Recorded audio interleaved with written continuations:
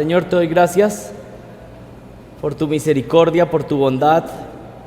Gracias, Señor, porque aunque nuestro cuerpo exterior se va desgastando, nuestro hombre interior es fortalecido por tu Espíritu, por tu palabra. Te damos gracias, Señor, por un mes de servicio de una manera especial con equipos misioneros que han estado viniendo, con un esfuerzo particular de toda la iglesia para servir, Señor, para evangelizar personas, para evangelizar niños, para evangelizar personas en las calles, para edificar iglesias, Señor, en la conferencia Baluarte de la Verdad, de iglesias que están viniendo a aprender, Señor, cómo dirigir una iglesia bíblica.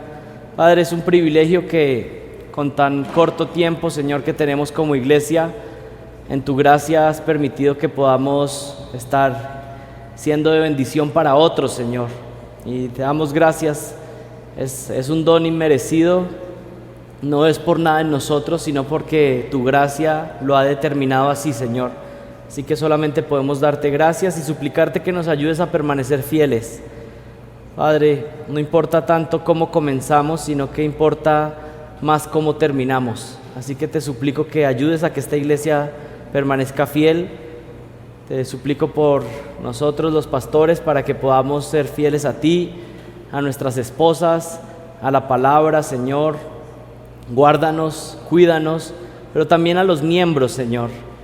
Hay bastantes personas poniendo su mirada sobre nuestro servicio, así que ayúdanos a servirte a ti, Señor, y si te servimos fielmente a ti, entonces así vamos a poder ser de bendición para otros. Te damos gracias y te pido, Señor, que nos bendigas en este estudio bíblico, que resuelvas preguntas que personas puedan tener, que me ayudes a ser claro, Señor, para poder explicar este mensaje, y también que en tu gracia abras ojos espirituales para que podamos comprender tu palabra. Te pido que nos bendigas, que el día de hoy todo lo que hagamos sea para tu gloria. Bendice el servicio con los niños de las profesoras, bendice, Señor, las clases con los niños. Permite que el evangelio caiga en buen terreno. Dales fortaleza a las profesoras y dales sabiduría para manejar cada situación. Te pido también por el servicio, Señor, para que sea un tiempo de edificación, que salves personas a través de tu palabra, que santifiques personas. Usa los cantos, Señor, para que sean agradables a ti, que seamos edificados. Y Padre, que todo lo que hagamos en este día del Señor, en este domingo, sea para tu gloria. Ayúdanos, Señor. Te pido que nos bendigas y nos guíes en el nombre de Jesucristo. Amén. Muy bien, el día de hoy vamos a estar tratando un tema que yo creo que es muy importante para todos los creyentes, y es una pregunta que tal vez algunos de ustedes se han hecho, algunos ya la han contestado, pero otros tal vez no la han contestado aún, y hoy vamos a resolver la siguiente pregunta: ¿se puede perder la salvación? Pongámoslo en otros términos, un cristiano verdadero, alguien que ha sido salvado por Dios, ¿podría perder esa salvación? Es decir, Dios puede otorgarle una salvación, pero esa persona, por la vida que lleva, podría llegar a un punto donde pierde la salvación. Tal vez esa es una pregunta que algunos de ustedes tienen y la vamos a resolver en esta mañana. Pero esta pregunta se contesta con una doctrina bíblica llamada la perseverancia de los santos. La perseverancia de los santos. Y lo que creemos, y si contestáramos la pregunta de manera sencilla, es que no, un cristiano no puede perder su salvación. Un creyente verdadero no puede perder su salvación, pero creemos eso en base a la doctrina de la perseverancia de los santos, que significa que un creyente verdadero, alguien en el cual Dios ha hecho una obra y ha nacido de nuevo, la Biblia enseña que esa persona va a perseverar hasta el final. Eso es lo que se llama la perseverancia de los santos. Pero también esa doctrina se puede ver desde otro lado. Por un lado la podemos ver como el creyente que persevera creyendo, pero también a esta doctrina se le puede llamar la preservación de Dios de los que son suyos. Y ahí estamos viendo la otra cara de la moneda. El creyente en su responsabilidad tiene que perseverar hasta el final. Pero si vemos desde la perspectiva de Dios, Dios preserva. Entonces, cuando se trata de nosotros, nosotros perseveramos, pero si se trata de la parte de Dios, Dios nos preserva. nosotros continuamos en fe hasta el final porque Dios preserva sosteniéndonos en esa fe. Son dos verdades, dos caras de la misma moneda: la responsabilidad humana, pero también la responsabilidad divina. Pero por supuesto, esta doctrina tiene su peso mayor en la responsabilidad de Dios. ¿Por qué podemos perseverar? Pues porque Dios nos está preservando. Pero ustedes tal vez tienen preguntas y dicen, bueno, un caso común es que vemos personas que asistieron a la iglesia, algunos de ellos llegaron a estar muy comprometidos con el servicio en la iglesia en diferentes ministerios, pero después abandonaron su fe. Tal vez ustedes conocen de esos casos, o tal vez ustedes han pasado por periodos así. ¿Qué pasó? Esta persona sirvió en múltiples ministerios, pero de un momento a otro se alejó por completo de la iglesia. Y no solamente se alejaron de la iglesia, sino que se sumieron en los pecados más oscuros y terribles. Así que una pregunta natural que nos surge es, ¿qué pasó con estas personas? Si fueron tan activos, si dijeron que tenían fe en Jesucristo, si todos vimos su testimonio alrededor, ¿por qué se apartaron? ¿Por qué se alejaron? La pregunta que surge es, ¿perdieron su salvación? Si estuvieron sirviendo en la iglesia, si estuvieron diciendo que creían, pero luego se alejan de Jesucristo, ¿perdieron su salvación? O una reflexión más personal, que tal vez ustedes pueden estarse preguntando y a veces tener ese temor: ¿podría llegar eso a pasarme a mí?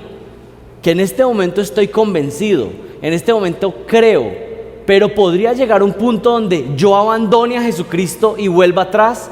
Y yo no sé de ustedes, pero a mí el solo hecho de pensar en volver atrás, en volver a la vida antes de Cristo, pues produce temor, produce temblor. Vamos a contestar estas preguntas porque son válidas y espero que podamos contestarlas de manera categórica.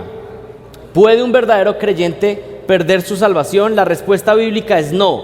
Un verdadero cristiano persevera creyendo en Jesucristo, no solamente en esta vida, sino por la eternidad. Y a esta doctrina es la que llamamos la perseverancia de los santos o la preservación de los santos por parte de Dios. Así que comencemos con el punto número 1, una definición de esta doctrina bíblica. Vamos a ver una definición. ¿Cómo se define la perseverancia de los santos? Es la obra sobrenatural de Dios de preservar a los cristianos por medio del poder de Dios y a través de la fe continua de los cristianos hasta que la salvación sea completa en la gloria. La promesa de Dios de sostener la vida eterna que un día dio a aquellos que se han arrepentido y han creído genuinamente en Jesucristo. Entonces esta es una obra sobrenatural. Es Dios quien está sosteniendo a los suyos y promete en las Escrituras que aquellos en los cuales Él ha comenzado una buena obra, ¿qué dice Él? Él la terminará, Él la perfeccionará.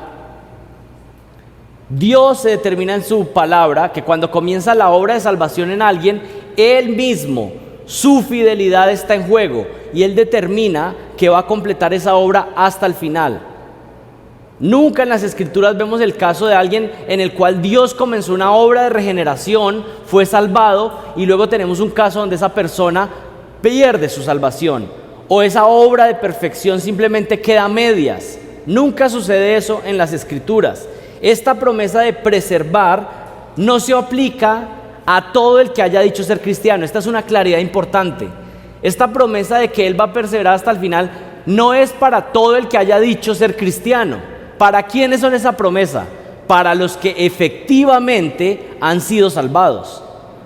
Y aquí vamos a ver entonces que el caso de personas que estuvieron en la iglesia, que dijeron que estaban creyendo en Jesucristo, que externamente mostraron apariencia de que eran creyentes verdaderos, pero luego se apartan de Jesucristo, no fue que perdieron su salvación. ¿Qué sucedió? Estas personas nunca fueron salvas. Pudieron hacer lo que externamente tiene apariencia de ser un creyente verdadero, pero la evidencia de que no eran es que no perseveraron. ¿Sí entienden? O más bien, ¿sí me estoy haciendo entender? Esta promesa de preservar no se aplica a todo aquel que haya dicho ser cristiano, sino que se aplica a ¿quiénes? A aquellos que tienen una fe genuina en Jesucristo. Aunque un cristiano puede caer en pecados temporales, como dice 1 Juan 1:8, y en algunos momentos puede tener dudas, finalmente, si es un creyente verdadero, persistirá en obediencia y en fe en Jesucristo hasta el final. Eso es lo que dice la Escritura en varios pasajes. El que es de Dios entonces perseverará hasta el final. Es una evidencia de Dios. Es una gracia que Dios le da a los que son suyos. Si usted es de Él, usted tiene la promesa de que usted no va a abandonar la fe en Jesucristo. Usted va a perseverar hasta el final. Ahora, si usted no persevera hasta el final, si usted un día abandona su fe en Jesucristo, y no estamos hablando de abandonar la iglesia, estamos hablando de abandonar esa supuesta fidelidad a Cristo, pues ¿qué es lo que va a decir? No que usted perdió su salvación, el punto es ¿cuál? Usted nunca fue salvo. Y su vida está dando evidencia de eso. Así que esta doctrina nos da esperanza, pero también nos cuida, nos anima. Es una de las formas como Dios usa estas advertencias para que nos mantengamos perseverando. Número 2, ya vimos la definición, ahora veamos el fundamento bíblico. ¿Dónde aparece esta doctrina en las Escrituras? Algunos dicen que esta doctrina solamente es una conclusión lógica de la doctrina de la elección. ¿Qué significa esto? Pues dicen, si Dios escoge a quienes son salvos, entonces estos no pueden perder su salvación, ya que su salvación nunca fue basada en sus obras, sino en la gracia salvífica. Entonces, algunos dicen, esto de la perseverancia de los santos es solamente una conclusión lógica. Si Dios es quien nos elige y nosotros no nos ganamos la salvación, sino que Él salva por gracia, entonces lógicamente es imposible perder la salvación porque no la ganamos. Bueno, eso es verdad, lógicamente es verdad, pero algunos dicen eso solamente es una conclusión lógica, pero no hay versículos bíblicos que hablen de que la salvación no se pierde. Bueno, vamos a ver si eso es verdad. Miremos en el Antiguo Testamento. Acompáñenme a Jeremías capítulo 32. Jeremías 32. Y miren el versículo 39. Y aquí en el Antiguo Testamento estamos viendo la preservación de los creyentes como una de las cláusulas del nuevo pacto. Dios promete que aquellos que recibieran un nuevo corazón, Él les promete que los sostendría en fe hasta el final. Tenemos esta en Jeremías 32 y miren el versículo 39 y 40. Miren lo que dice. Pueden ahí subrayar sus Biblias, pero miren lo que dice. Y les daré un solo corazón y un solo camino. Recuerden que estamos en el contexto del nuevo pacto. Y les dice, yo les daré un solo corazón, un solo camino, para que me teman siempre, para bien de ellos y de sus hijos después de ellos. Haré con ellos un pacto eterno, por el que no me apartaré de ellos, para hacerles bien, e infundiré mi temor en sus corazones, para que no se aparten de mí.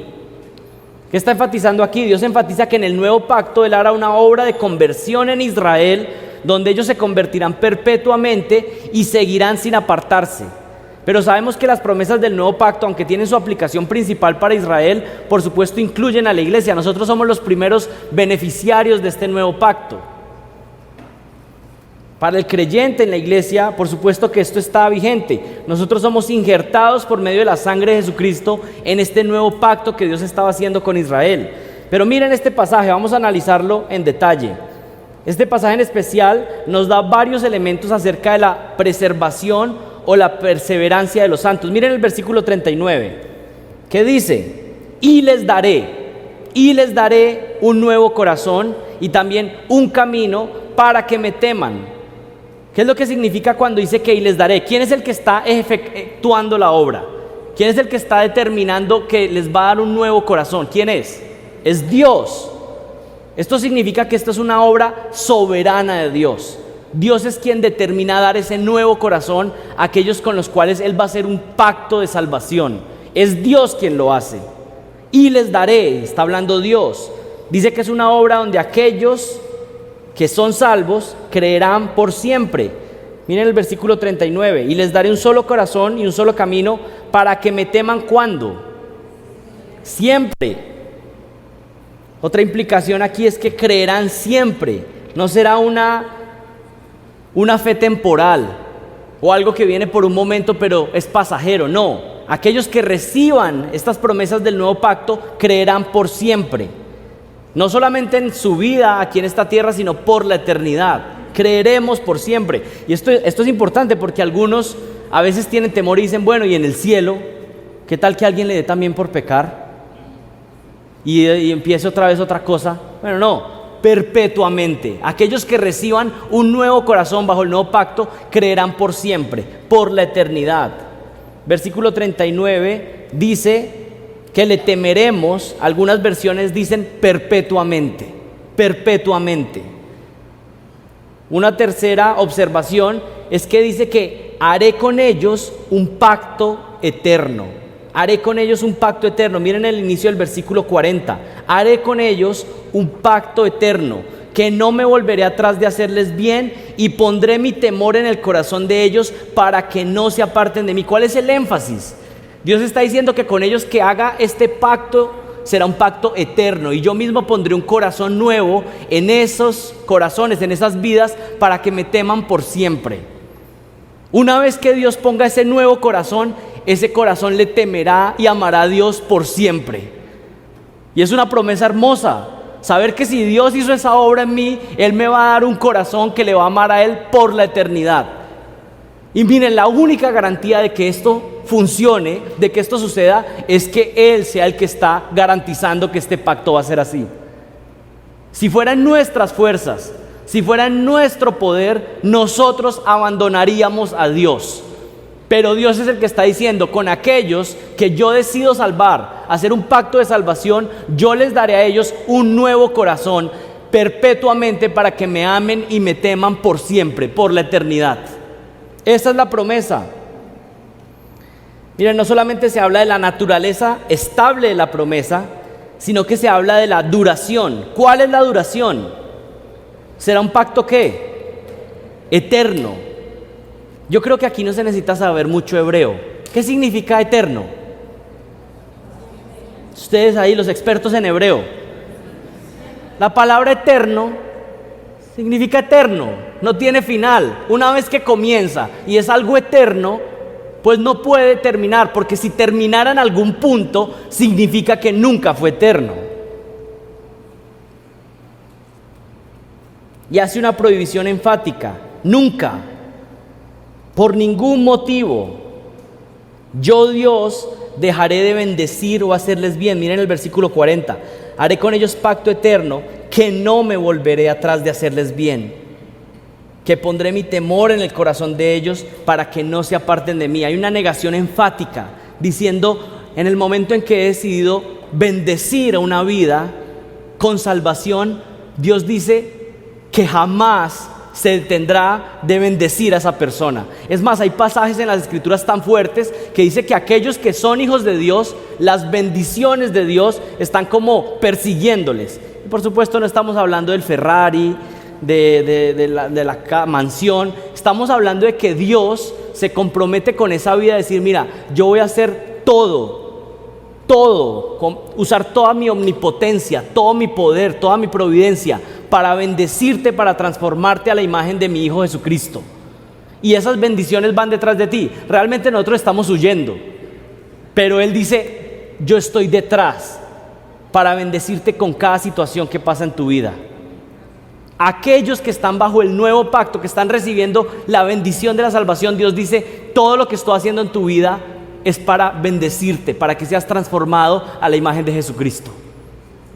Cada cosa, cada detalle.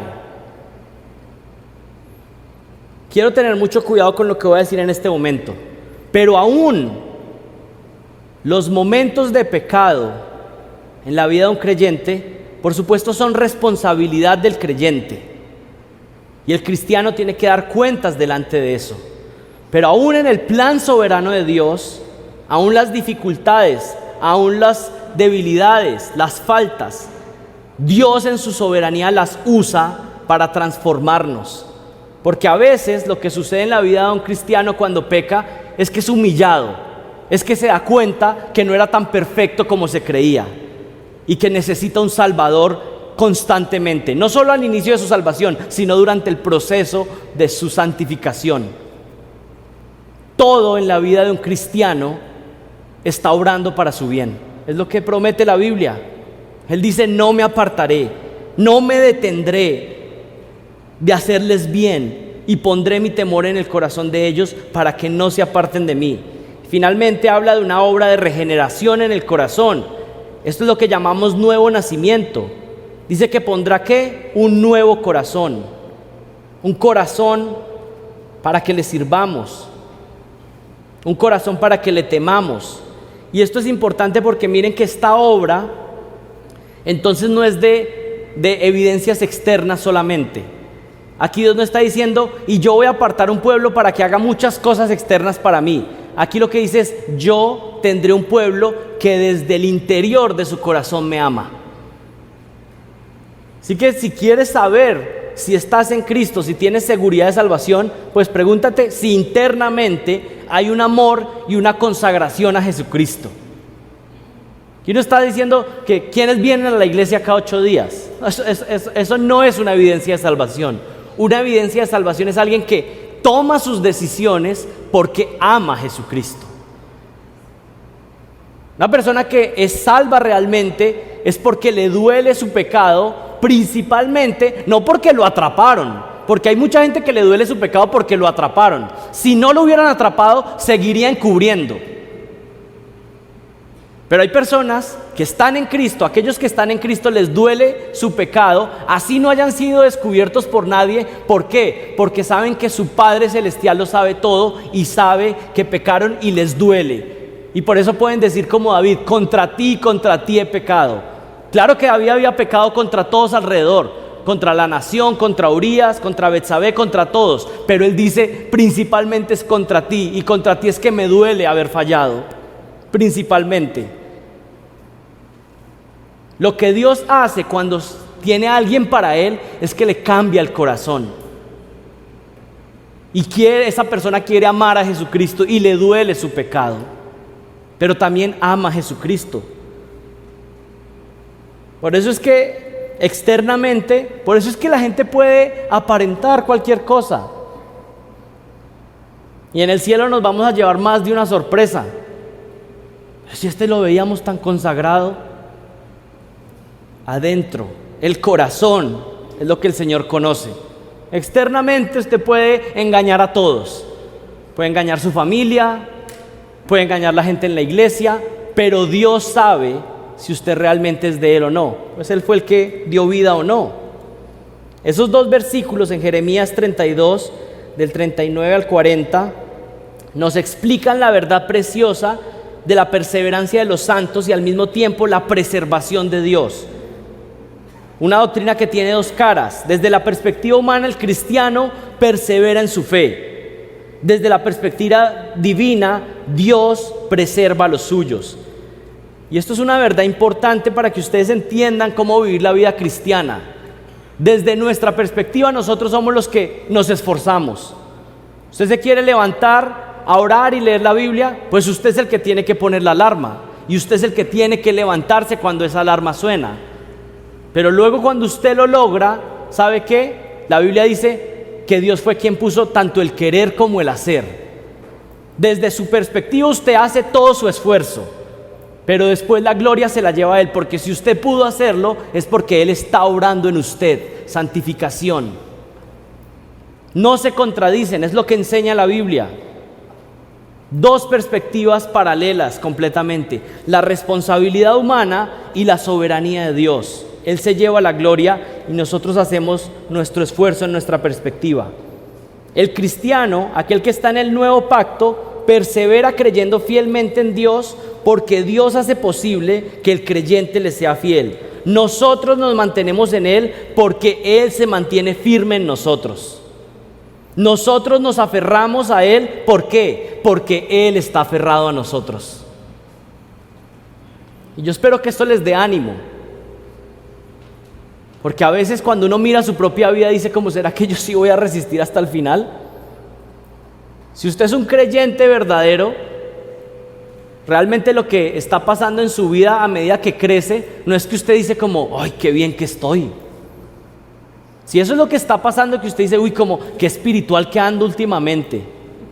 Realmente cada que uno se acerca más a Dios, lo que hace es que lo ve más grande, más santo a Él, y uno se ve cada vez peor. No es que cada vez que crecemos más nos vemos mejor, sino que cada vez que crecemos más nos vemos como más pecadores, porque conocemos más su santidad y vemos más nuestras faltas. Aquí hay algo importante de enfatizar.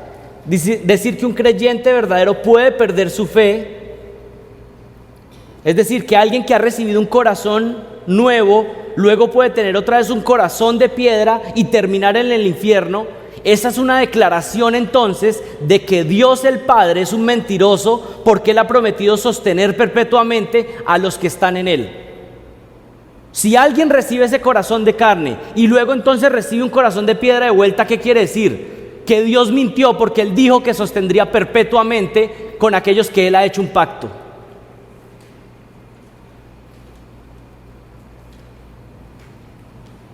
La salvación es por gracia soberana, aún antes de la implementación del nuevo pacto. Creo que la salvación siempre ha funcionado de la misma manera, por fe. Pero parece que hay un énfasis especial en este nuevo pacto al recibir un nuevo corazón. Pero siempre ha funcionado de la misma manera desde el inicio. Aquellos que ponen su fe en Dios, Dios los persevera hasta el final. Pero miren, ya vimos un versículo clave en el Antiguo Testamento, ahora miremos otros versículos en el Nuevo Testamento. Acompáñenme a Juan capítulo 6, versículo 39. Y pueden ir tomando nota de estos versos para cuando alguien les haga esa pregunta: ¿se puede perder la salvación? Bueno, ustedes van a tener los versículos a la mano para poder contestar. Miren Juan 6, 39.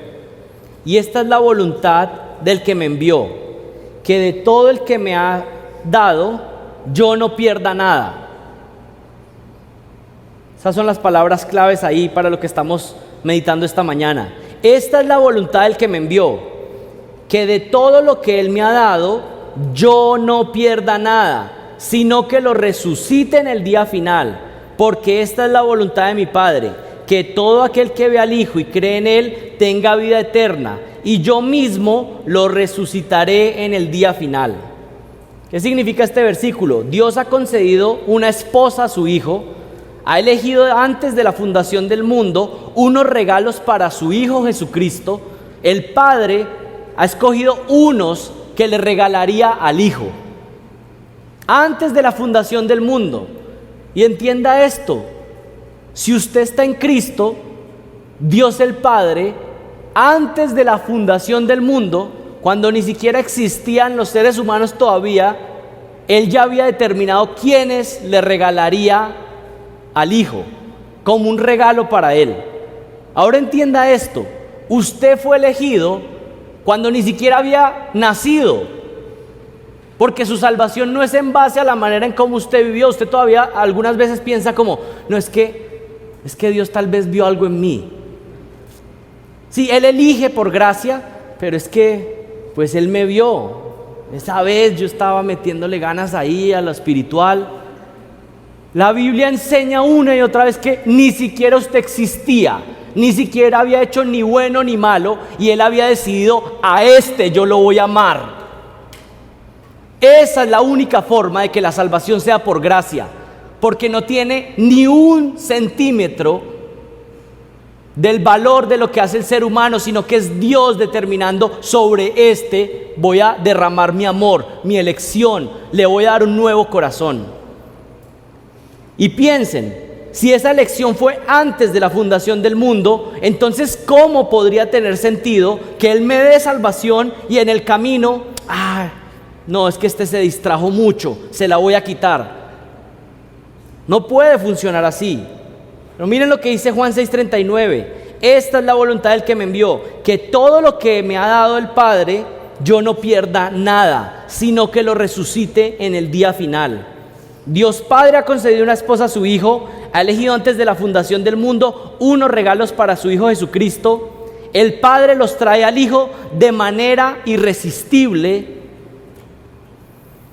Miren Juan 6:44, porque ese versículo es clave. Está diciendo Jesús, dice: nadie puede venir a mí sino lo trae. ¿Saben qué significa esa palabra trae? Arrastra. Nadie puede venir a mí si no lo arrastra el Padre que me envió, y yo lo resucitaré en el día final. Nadie puede venir a Jesucristo a menos que Dios el Padre lo traiga al Hijo. ¿Y qué dice? Que Él no perderá a ninguno de esos que el Padre le ha dado. Luego el Hijo, cuando ha recibido a aquellos que le han sido regalados, Él dice, yo los resucitaré en el día final. ¿Qué es lo que está diciendo Jesús? Aquellos que el Padre escogió para mí como un regalo, esos inevitablemente, yo no voy a perder ninguno, pero inevitablemente ¿qué? Yo los resucitaré en el día final. ¿Qué significa eso? Esos que Él me regaló, esos que han recibido vida nueva, inevitablemente yo los voy a resucitar en el día final. Es decir, los voy a llevar hasta la gloria. Un énfasis más de que Él va a preservar a los que son suyos hasta el final, sin que se pierda ni uno solo. Ahora miren Juan 6:39. Nuevamente, esta es la voluntad del que me envió, que de todo el que me ha sido dado, yo no pierda nada. Yo no pierda nada. Es la integridad y omnipotencia de la segunda persona de la Trinidad la que está en juego. Si se llegara a perder uno de aquellos que el Padre le dio, eso quiere decir que Jesús ha fallado en su tarea, porque Él dijo que no perdería ninguno. Yo no dejaré que ninguno se pierda. ¿Qué quiere decir esto? Que si alguno de los que el Padre le dio se perdieran, no serían ellos mismos los responsables, sino que el Hijo habría fallado en su tarea de sostenerlos, aquellos que el Padre le había regalado a Él. La falla en afirmar o no creer en esta doctrina de la perseverancia de los santos, de que pensar que la salvación se puede perder, realmente es un ataque al carácter, la fidelidad y el poder de Dios en cumplir sus promesas. Cuando estamos diciendo que la salvación se pierde, a quien estamos atacando es a Dios mismo, porque le estamos diciendo, tú no estás cumpliendo tus promesas, porque Él prometió que Él perseveraría y resucitaría en el día final a aquellos que son de Él. ¿Qué significa tener vida eterna? Miren lo que dice, que todo aquel que ve al Hijo y cree en Él tenga vida eterna, y yo mismo lo resucitaré en el día final. Miren, ya lo mencionamos hace unos minutos, pero yo creo que vale la pena enfatizar esto, porque esto yo creo que es un poco de entender el lenguaje. Hay una inconsistencia en aquellos que dicen que la salvación se puede perder. Dicen, alguien llega a la iglesia, se arrepiente genuinamente, Dios lo salva, camina en obediencia y Dios le da vida eterna, pero después de un tiempo desobedece y pierde su salvación. Eso implícitamente quiere decir que pierde la vida eterna, ¿no? O sea, lo que están diciendo es que alguien puede recibir vida eterna, pero la puede perder. Si eso sucediera, entonces ¿fue eterna en algún momento la vida que le dieron? Estoy tratando de darles todos los recursos para que ustedes puedan ver que esto tiene una completa inconsistencia. Si alguien recibió vida eterna pero la pierde, pues entonces ¿qué vida eterna fue? No se puede perder la vida eterna, porque entonces nunca hubiera sido eterna. Esto es una contradicción. Una vida eterna que se puede acabar o perder es un oxímoron, una expresión absurda. No tiene sentido. No es posible. Si la vida eterna se puede perder, entonces nunca fue vida eterna. Jesús enfatizó esto en varios pasajes. Por ejemplo, miren Juan 10, 27, 29. Y este pasaje es hermoso. Mis ovejas oyen mi voz y yo las conozco. Y miren lo hermoso que es esto. Hay unos en este planeta Tierra, y pensemos en Cali. Hay unos en Cali que el Señor tiene para salvación. Están por ahí, son sus familiares, son sus amigos, son sus vecinos. Nosotros no sabemos. Uno quisiera que vinieran ahí con la E de elegidos, ¿no? Este es. Pero como no sabemos, entonces tenemos que predicar el evangelio ¿a quiénes? a todos, porque nosotros no sabemos. Pero el Señor tiene un pueblo. Pero ¿qué dice Juan 10:27? Que cuando esas ovejas oyen la voz del pastor, Él dice que Él las conoce y me siguen. Que está hablando de que aquellos que están listos para salvación, en el momento que Dios determina, el Señor en ese momento trae su evangelio y esas ovejas oyen, despiertan, son llamadas al redil. Y miren el versículo 28: y yo les doy vida eterna y no perecerán jamás. Pero miren, esta es una de las frases más hermosas de toda la Biblia: ni nadie las arrebatará de mi mano. Y es esta ilustración de que Dios tiene un rebaño, unos que son suyos, que están en su mano poderosa. Y si usted es de Dios, usted está en la mano de Dios. ¿Sabe qué dice? Él dice: si tú estás en mi mano, jamás escaparás de mi mano. Y la ilustración no es que nosotros estamos ahí como, ay, qué lindo. ¿Cuál es nuestra intención? Escapar del rumbo de Dios. Si Él no nos sostuviera, nosotros nos iríamos. Pero ¿saben qué dice? Te tengo en mis manos para protegerte, para cuidarte, para que perseveres, para que camines en caminos de justicia, como dice el Salmo 23, que yo los preservo, yo los mantengo en el camino directo, en el camino hacia el cielo. A veces el Señor, porque la Escritura lo dice, a veces hasta acaba la vida con uno de sus hijos, porque si no hiciera eso, se irían. Y el Señor dice: eres mío y no voy a perder ni uno solo. Están en mi mano y nadie las arrebata de mi mano. Mi Padre que me las dio es mayor que todos y nadie puede arrebatarlas de mi mano, de la mano de mi Padre. El Hijo les da vida eterna y no pueden perder esa vida eterna, jamás perecerán. Están en la mano de Dios y nadie las puede arrebatar. Miren, esa es una de las promesas más hermosas de las Escrituras. Si tú has confiado por medio de la fe en Jesucristo, si has nacido de nuevo, entonces estás en la mano protectora de Dios y jamás podrás escaparte. Él te tiene allí. Y no solo es una mano de bendición, sino que es una mano que te llena de privilegios, una mano divina que cuando te quieres alejar, te aferra más fuerte a Él y no te deja escapar. Eso es lo que dice la Biblia. Y yo creo que esto tiene que darnos ánimo. Comúnmente estamos siendo exhortados. Lo estaba pensando en este mensaje también para dar mucho ánimo. Que algunos pueden estar pensando, bueno, ¿será que yo sí? ¿Será que...? Pero si has creído en Jesucristo, si te has arrepentido de tus pecados y estás viendo que el Señor está haciendo una obra y estás dando fruto, algún pequeño fruto, quiero decirte algo, entonces eres del Señor y Él te tiene en su mano y jamás te perderás. Pastor MacArthur lo dice así: si yo pudiera perder mi salvación, ya la hubiera perdido muchas veces. Y este es otro análisis que hay que hacer. Estos que dicen que se pierde la salvación, ¿de qué están hablando? ¿Cómo se pierde? ¿Por pecar? ¿Y no pecamos todos los días, todo el día? Entonces, ¿quién sería salvo? ¿O cómo es que algunos pierden la salvación? Yo creo que es una herramienta de manipulación. Es una herramienta para mantener a la gente bajo control. Y vuelvo a repetir lo que dije al inicio: estas promesas son para los que están en Cristo, porque también puede haber alguien aquí que no está en Cristo, viviendo como quiere, viviendo apartado de Jesucristo y diciendo como, yo soy cristiano, es que yo hice una oración. No, aquí estamos hablando de creyentes verdaderos. Esto aplica para personas que realmente han nacido de nuevo. Si no, no tienes la E de elegido, sino la E de engañado, como decía Spurgeon. Romanos 8:29, otro pasaje clave en esta discusión. Romanos 8:29, que algunos lo han llamado la cadena de oro de la salvación.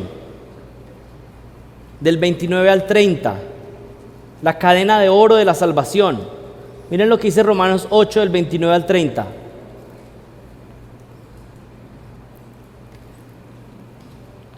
Porque a los que antes conoció, también los predestinó para que fuesen hechos conformes a la imagen de su Hijo, para que Él sea el primogénito entre muchos hermanos. Y a los que predestinó, a estos también llamó. Y a los que llamó, a estos también justificó. Y a los que justificó, a estos también glorificó. ¿Saben por qué se le llama la cadena de oro o la cadena indestructible de la salvación? Porque si alguien fue conocido, si alguien fue llamado, si alguien fue justificado, dice que finalmente será ¿qué? Glorificado. Es decir, no es que alguien puede perderse en uno de los eslabones. Si alguno obtuvo uno al inicio, finalmente terminará estando en la gloria. Si alguien fue conocido desde antes de la fundación del mundo, que no simplemente es un conocimiento intelectual o pasajero, sino que habla de un conocimiento íntimo, esa persona entonces será ¿qué? Llamada en un punto de su vida. Y en el momento en que sea llamado, entonces recibe completa justificación. Y esos que han sido justificados, que reciben justicia, entonces serán glorificados. Nadie puede recibir justificación y en el camino perderse y no ser glorificado. Lo que está diciendo Romanos 8, 29 al 30 es que si recibiste justificación un día, inevitablemente recibirás glorificación. Otro énfasis, desde otro ángulo, para decir que la salvación no se puede perder. Si fuiste justificado, un día terminarás siendo glorificado. Aquellos que han sido conocidos son predestinados. Aquellos que han sido predestinados tendrán un llamado irresistible en su vida para creer. Esos que un día fueron llamados a salvación serán declarados justos. Y aquellos que son justificados un día llegarán a estar en la gloria. Por eso se llama la cadena irrompible o la cadena de oro de la salvación. No hay otra forma de leer este versículo. Aquel que fue salvo finalmente estará en gloria con Jesucristo. No hay puntos medios. Y miren cómo continúa el argumento en el versículo 31. ¿Qué pues diremos a esto? Si Dios es por nosotros, ¿quién contra nosotros? El que no escatimó a su propio Hijo, sino que lo entregó por todos nosotros, ¿cómo no nos dará también con Él todas las cosas? ¿Quién acusará a los escogidos de Dios? Dios es el que justifica. ¿Quién es el que condenará? Cristo es el que murió, más aún, el que también resucitó, el que además está a la diestra de Dios y que también intercede por nosotros. ¿Quién nos puede separar del amor de Cristo? Tribulación, o angustia, o persecución, o hambre, o desnudez, o peligro, o espada, como está escrito: por causa de ti somos muertos todo el tiempo, somos contados como ovejas de matadero. Antes, en todas estas cosas, somos más que vencedores por medio de aquel que nos amó. Y miren el versículo 38, por lo cual estoy seguro que ni la muerte, ni la vida, ni ángeles, ni principados, ni potestades, ni lo presente, ni lo porvenir, ni lo alto, ni lo profundo, ni ninguna cosa creada podrá separarnos del amor de Dios que es en Cristo Jesús nuestro Señor. ¿Qué puede separarte del amor de Dios? ¿Qué puede hacer que Él haya depositado su bendición de salvación sobre ti y un día se quite ese amor sobre ti? La Biblia dice que no hay nada que pueda separarte del amor de Dios. No existe absolutamente nada que pueda hacer que Dios cambie su decreto soberano de derramar su amor sobre ti. Y miren, si esto no les da ánimo, si esto no cambia la forma en que ustedes viven, entonces nada más puede hacerlo. Nada, absolutamente nada. Ni tú mismo puedes separarte del amor de Dios. Tú eres una cosa creada. Y Él dice que nada puede apagar el amor de Dios por sus hijos. Ninguna cosa creada. Tú eres una cosa creada. No puedes separarte del amor de Dios. Ya que no ganaste tu salvación por tus obras, tampoco estás sosteniendo tu salvación por tus buenas obras. Claro que crecemos en santificación. El creyente verdadero está progresivamente creciendo hacia la imagen de Cristo, pero no es por nuestras obras que somos aceptos delante de Dios. De principio a fin somos aceptos, ¿por qué? Por el sacrificio de Jesucristo a nuestro favor. La salvación es solo por gracia, por fe. Pregunta: ¿puede un creyente tener un momento de duda en su fe? ¿Puede un creyente parecer que esa llamita de fe que tiene está como que se apaga? Es una llamita que está suave. ¿Puede ser zarandeado espiritualmente un creyente? ¿Qué quisiéramos decir? No. Que los cristianos siempre andan en una vida total consagración, sin traspiés ni debilidades. Pero ¿saben qué? Eso no es lo que enseña la Biblia. ¿Saben qué enseña la Biblia? Que el cristiano experimentará momentos de caída y debilidad en la fe. Y es importante entender eso, porque si no te puedes desanimar fácilmente ante las caídas. Es importante conocer lo que dice la Biblia, porque hay personas que tienen una mala teología, y no solo para sí mismos, sino para otros. Tienen a alguien al lado que comete una falta y piensan, bueno, entonces tal vez esto significa que completamente no está en Cristo. Bueno, eso no es lo que enseña la Biblia. El creyente también puede tener momentos de duda, no que sea algo que alabamos o que decimos que qué bueno tener momentos de duda, no, pero es posible. Y pecamos. ¿Recuerdan al apóstol Pedro en Lucas 22:31? Jesús le dijo, Simón, Simón, y presten atención a esto, mira que Satanás os ha reclamado para zarandearos como a trigo. ¿Saben cómo zarandeaban el trigo? Con toda la fuerza, con toda la potencia. ¿Y qué esperábamos que contestara Jesús? Satanás vino, Pedro, y me dijo que te iba a zarandear fuertemente. Y nosotros esperamos que Jesús le dijera, jamás, no toques a Pedro. ¿Saben qué le dijo Jesús? Pero yo he rogado por ti para que tu fe no falle, y tú, una vez hayas regresado, fortalezcas a tus hermanos. ¿Qué le está diciendo el Señor Jesús? Yo le dije que te zarandeara, pero ¿sabes qué? Estoy orando, intercediendo por ti para que en medio de la prueba tu fe no falte. Y no fue lo que pasó con Job. ¿Para qué fue probado Job? Algunas veces no entendemos el punto del libro de Job. El libro de Job está probando que la fe de un creyente verdadero es indestructible, que le pueden quitar todas sus pertenencias, que le pueden matar a todos sus hijos, que la esposa le puede estar diciendo al lado, ¿sabes qué? ¿Por qué no maldices a Dios y te mueres? Pero ¿saben qué? La fe de Job nunca se extinguió, y eso es lo que está probando, porque eso es como comienza Job.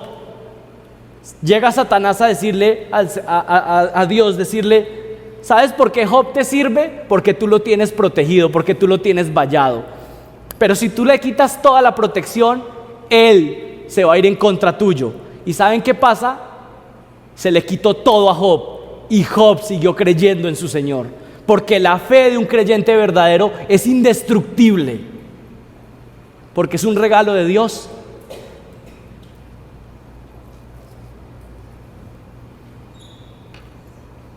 Aún puede llegar Satanás y zarandear la vida de un creyente, sacudirle violentamente, que es lo que significa esa palabra. Casi como que el creyente siente que se va a desmayar, que parece que la fe va a desaparecer, pero Jesucristo le dice a Pedro, yo he rogado por ti para que tu fe no desaparezca, literalmente, para que tu fe no se eclipse, no llegue a su fin. Y esta es una de las verdades más hermosas del Nuevo Testamento.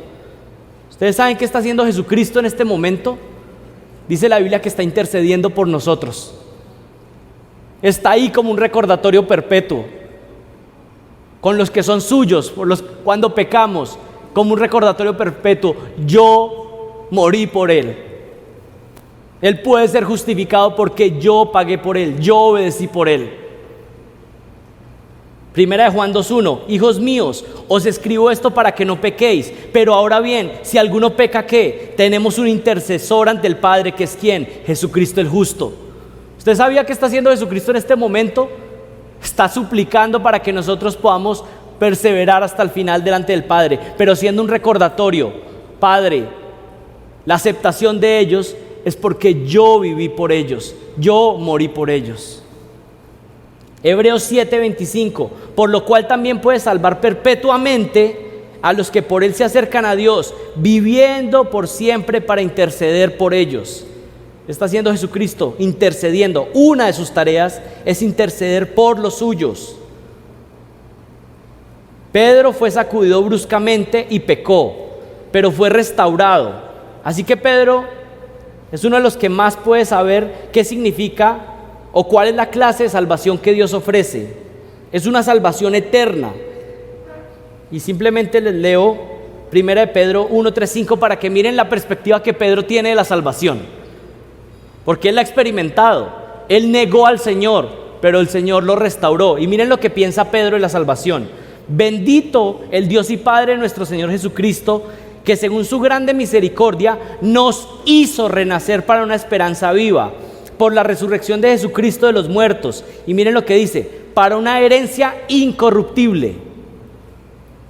¿Qué significa incorruptible? Que no se puede dañar, que no se puede destruir, pero también es una herencia ¿qué? Incontaminada, inmarcesible, reservada en los cielos para vosotros. Y el versículo 5 en 1 de Pedro 1 dice que es que sois guardados por el poder de Dios mediante la fe, para alcanzar la salvación que está preparada para ser manifestada en el tiempo postrero.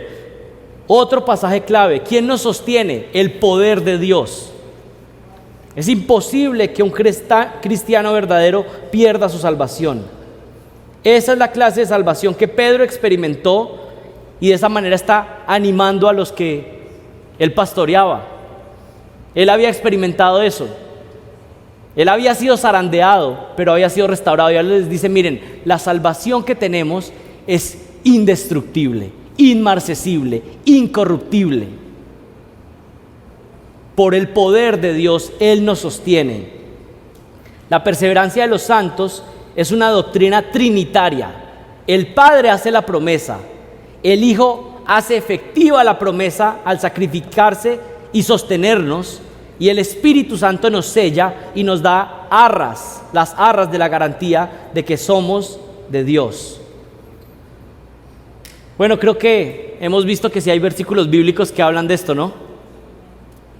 Ahora miremos en los minutos finales algunos ataques comunes a esta doctrina, o lo que algunas personas, digamos, dicen para atacar. Miremos esos ataques comunes. Ataque número 1. Esta doctrina entonces llevará a las personas a vivir una vida desordenada, porque entonces dicen salvo siempre salvo. Entonces algunos dicen esa doctrina no se puede enseñar, porque si le decimos a la gente en las iglesias que van a ser sostenidos, no importa lo que hagan, si están en Cristo, entonces eso los va a llevar a vivir una vida de pecado desenfrenado. Este es el ataque que algunos dicen. Pero miren, ¿cómo es este ataque? Si enseñamos esta doctrina, entonces esto guiará a los hermanos a vivir de manera desobediente. Varias respuestas a este ataque. Número 1, si es una doctrina que la Biblia enseña, pues no me importa qué estrategia piensas tú para mantener santa tu iglesia. Si la Biblia lo enseña, lo enseñamos. Ese sería el primer argumento. No me importa si tú piensas que eso va a producir esto o aquello, eso no importa. Un pastor no está para pensar que qué estrategia es mejor. Un pastor está para proclamar, es simplemente como un parlante. Nosotros no estamos aquí para pensar qué estrategias son mejores para cuidar la santidad de la gente. Si el Señor dice que Él preserva a los suyos hasta el final, estoy convencido que esa es una doctrina que ayuda a crecer en santidad. Así tú te imagines que no. Si es una doctrina que está en la Biblia, entonces la enseñamos. No nos inventamos nuestra propia estrategia para mantener en santidad a los hermanos. Pero segundo, si alguien dice que la gracia y la salvación de Jesucristo es una excusa para pecar, entonces esa persona está perdida y confundida. Porque el que ha sido salvado, el que ha sido rescatado de sus pecados, no está pensando como, entonces ahora puedo vivir como me provoque. Nunca he entendido esa expresión de Henry, pero Henry Tolopilo dice, entonces que viva la pepa. No sé qué significa, pero el punto es como que entonces ya me salvó, entonces ahora vivo como me provoca. Así no funciona. El que es realmente de Cristo está agradecido y el Espíritu Santo está produciendo dentro de sí un deseo de crecer en santidad. Es más, si alguien tiene ese tipo de lógica, muy posiblemente no ha recibido la obra salvadora dentro de sí. La salvación no solo da justificación y perdón de pecados, sino que la salvación trae consigo libertad del pecado, santificación progresiva. un segundo ataque a la doctrina de la perseverancia de los santos.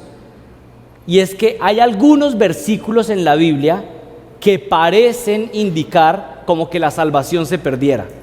Entonces, y todos, o los que han estudiado la Biblia, dicen, vamos a Hebreos, ¿cierto? Porque en Hebreos hay unos pasajes que uno los lee y uno dice, uy, que esto está como fuerte. Miren lo que dice Hebreos 6, del 4 al 6. Porque es imposible que los que una vez fueron iluminados y gustaron del don celestial y fueron hechos partícipes del Espíritu Santo, y asimismo gustaron de la buena palabra de Dios y de los poderes del siglo venidero, y recayeron, sean otra vez renovados para arrepentimiento, crucificando de nuevo para sí mismos al Hijo de Dios y exponiéndole al vituperio. Yo creo que la palabra clave, y no podemos hacer toda una exposición de este pasaje por cuestiones de tiempo, pero la clave está en el inicio del versículo 6, del versículo 4, Hebreos 6:4, porque es imposible.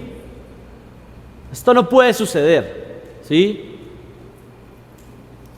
Pero también en Hebreos hay varias advertencias acerca de la apostasía. La apostasía es posible. ¿Y cuál es la apostasía? Una persona que aparentemente hacía parte del ejército, y realmente la palabra apostasía se utilizaba originalmente para una persona que era parte de un batallón y abandonaba el batallón, abandonaba su ejército. Bueno, aquí, dentro de los que están aquí, hay personas que en este momento están aparentemente bien consagrados, están viniendo, están sirviendo, están queriendo participar, están bien concentrados, no están dormidos, ¿sí? Están bien.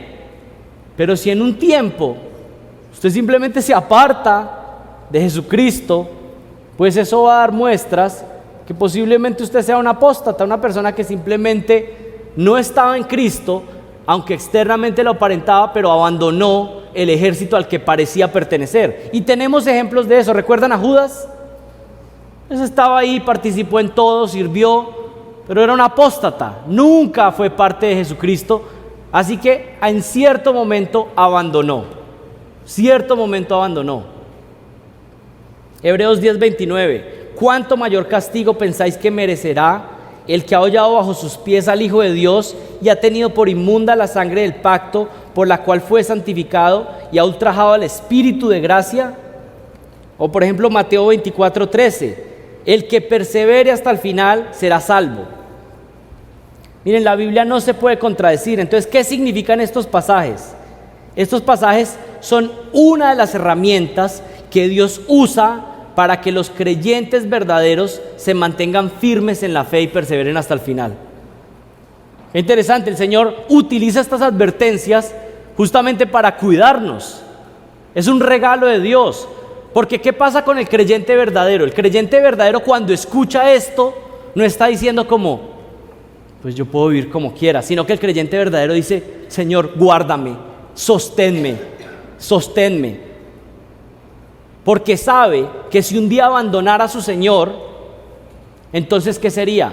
Pues que nunca estuvo en Él. Estos versículos son una protección de Dios para mantener a sus hijos en su mano. Tal vez usted estaba pensando, estoy en la mano de Dios y pues Él me va haciendo así. ¿Saben cómo lo hace? Pues lo hace con Hebreos. Así es que nos mantiene. Cuidado para que no te apartes, porque si te apartaras darías muestra de que no eras. Y el Señor nos cuida. Él utiliza su palabra para mantener a sus ovejas caminando en la ruta correcta y que no nos desviemos. Muchos que abandonaron la fe y estaban en la iglesia y abandonaron la fe. Bueno, ya sabemos, ese es otro argumento. Tenemos tantas personas, pastores, líderes, que estuvieron guiando a muchas personas, pero realmente ahora están lejos de Jesucristo, ahora blasfeman de Jesucristo. Y hay casos famosos. Hay un hombre que se llama Joshua Harris, estuvo en círculos reformados, estuvo en círculos bíblicos, leímos sus libros, todos felices con lo que escribía.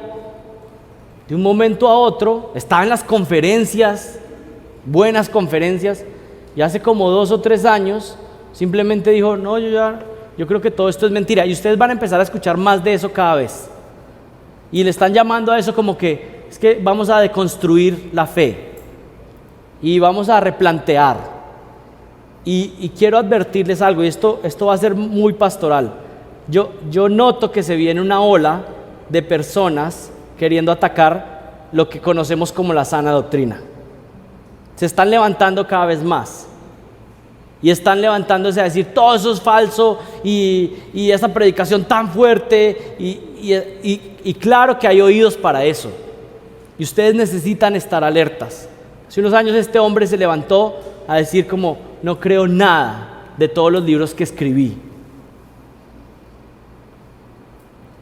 y lo primero que hizo fue divorciarse de su esposa, y creo que van a empezar a salir más cosas de lo que está haciendo. Pero estaba externamente bien. La apostasía es algo real y por eso necesitamos estar vigilando, despiertos. Y comúnmente las apostasías que más afectan, ¿cuáles son? Pues de las personas que más sirvieron, que tuvieron mayor impacto. ¿De dónde salen los peores falsos maestros? Pues de aquellos que recibieron más plataforma y luego empiezan a torcer. Quisiera terminar leyéndoles la perspectiva histórica de esta doctrina. Solamente voy a leerles citas de la historia de la iglesia. Y esto es como para tratar de darles todo el armamento. Lo probamos lógicamente, lo probamos bíblicamente, refutamos los errores y ahora les voy a decir qué es lo que ha creído la iglesia a lo largo de la historia. Juan Crisóstomo, en el 347 después de Cristo, 1100 años antes de la Reforma, porque algunos dicen, no, es que esto es una doctrina de la Reforma, pero antes nadie creía eso. Miren, Juan Crisóstomo, miren lo que decía: si entonces nos ha acercado a Él cuando estábamos lejos, mucho más nos mantendrá ahora que estamos cerca. Si nos acercó cuando estábamos lejos, ahora nos mantendrá cerca. Agustín, en el 354 después de Cristo, afirmó que la perseverancia por la cual perseveramos en Cristo hasta el fin es un don de Dios, es un regalo de Dios. El que no persevera no ha sido llamado según el plan de Dios, ni elegido en Cristo según el propósito de Dios. Una confesión llamada los Cánones de Orange en el 529. Miren lo que dice: también creemos y confesamos para nuestro beneficio que en toda buena obra no somos nosotros quienes tomamos la iniciativa y luego somos asistidos por la misericordia de Dios, sino que es Dios mismo primero quien nos inspira tanto la fe en Él como el amor por Él, sin ningún bien previo en nosotros que merezca recompensa, para que busquemos fielmente el sacramento del bautismo y después del bautismo podamos con su ayuda hacer lo que Él le agrada. No principalmente viene de nosotros, somos sostenidos por Él para agradarle. ¿Qué pensaba Martín Lutero de los que negaban la posibilidad de tener seguridad de salvación? Miren lo que decía Lutero: un sermón que le asegura al creyente su posición ante Dios es verdadero y presenta la palabra pura de Cristo, pero un sermón que falla en hacer esto es una mentira y una doctrina del diablo, y tales predicadores también pueden ser confesores del diablo y predicadores del abismo del infierno. Alguien que no está capaz de asegurar que alguien puede tener seguridad de salvación, de que si está en Cristo jamás perderá su salvación. Lutero decía entonces: este es un predicador del mismo infierno. ¿Qué decía Juan Calvino? Cuando Cristo declara que todo árbol que mi Padre no plantó será desarraigado, la verdad inversa implica que los que están arraigados en Dios nunca podrán ser arrancados de la salvación. Spurgeon, en 1834: ¿acaso no vale la pena tener esta seguridad? Agarra la alma pobre, pues puedes tenerla solo si crees en Jesucristo. Confía tu alma a Él, deposita tu destino eterno en este banco divino, y entonces podrás decir: porque yo sé en quién he creído y estoy convencido de que es poderoso para guardar mi depósito hasta aquel día. Martin Lloyd-Jones: el Dios eterno nos conoce, está interesado en nosotros y tiene un plan para nosotros. Si eso no es suficiente para ti, entonces yo entro en desespero. Lo asombroso que encuentro aquí es que el Dios eterno y absoluto me conoce, que pensó en mí antes de la fundación del mundo, no solo antes de que yo naciera, sino incluso antes de que Él hiciera el mundo, antes que este ser eterno y absoluto, desde antes este ser eterno y absoluto está interesado en mí, incluso en mí como individuo, como persona, que yo estaba en su mente cuando concibió este asombroso plan que incluye la encarnación y la cruz y la resurrección y la ascensión y el reinado de su Hijo a su lado. Permítame decírselo así: Dios, que está lo suficientemente preocupado por mí como para enviar a su Hijo a morir en la cruz del Calvario por mí, no me va a defraudar cuando me enfrente a alguna dificultad o tentación. Mis queridos amigos, no hay nada que temer. Perteneces a uno de quien se nos dice que le ha dado todo el poder sobre toda carne. Estás en las manos del Señor Jesucristo. Conclusión: ¿cómo puedes estar seguro de tu salvación? Número 1, arrepiéntete de tus pecados y cree en Jesucristo. ¿Quieres estar seguro? Arrepiéntete y cree en Jesucristo. Pon toda tu confianza en Él y en nada más, en ninguna de tus obras. Número 2, comienza una vida de obediencia y santificación. No porque eso te va a ganar la salvación, pero ver que tu vida está siendo transformada te empieza a dar muestras de que Él está haciendo una obra. ¿Saben las obras para quién son? Yo creo que son un testimonio para nosotros. A veces nosotros estamos haciendo las obras pensando que van a sorprender a Dios, pero yo creo que son un regalo de Dios para que usted empiece a decir como: uy, esta no era yo, Él hizo algo, yo ya no reacciono como antes, Él hizo algo en mi vida. Las obras son un testimonio para usted de que Él está haciendo una obra en usted. 3, el Espíritu Santo también te confirmará internamente que eres hijo de Dios.